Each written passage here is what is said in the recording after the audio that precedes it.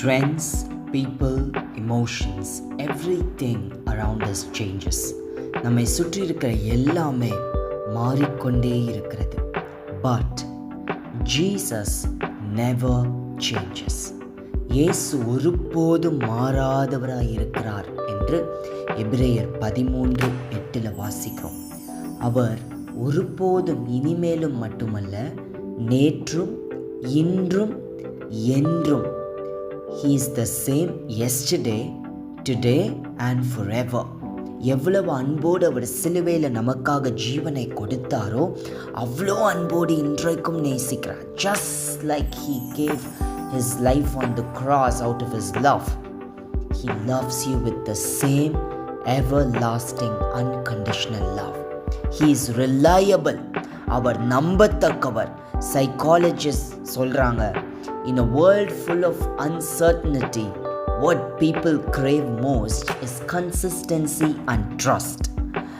ஜனங்கள் அதிகமாய் தேடுகிறது நம்பிக்கை தன்மை. மாறிக்கொண்டே இந்த உலகம் இருப்பதினால் Jesus is that stable anchor. நம்முடைய இயேசு அந்த திடமான அசைக்க முடியாத நம்பிக்கையை பாத்திரராய் இருக்கிறார்.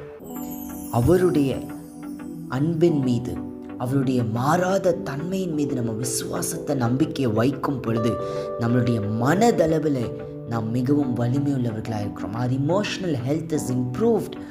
A stable anchor like Jesus boosts our emotional health and reduces anxiety. கவலைகளை எல்லாவற்றையும் மறக்கடிக்கிறது. எப்பொழுதும் எந்த பிரச்சனையிலும் என்ன போராட்டங்கள் வந்தாலும், in your life's ups and downs, Jesus is the same.